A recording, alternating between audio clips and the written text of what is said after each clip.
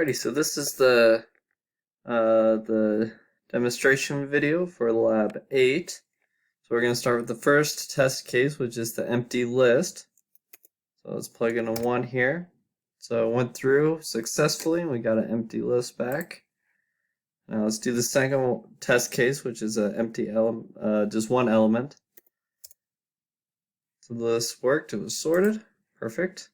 So now let's do the third test case, which is the programming languages. And there it is, it's sorted in alphabetical order.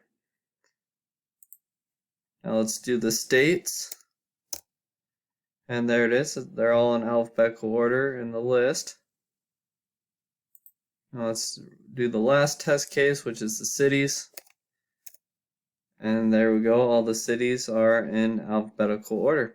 So that was the test case video for Lab 8.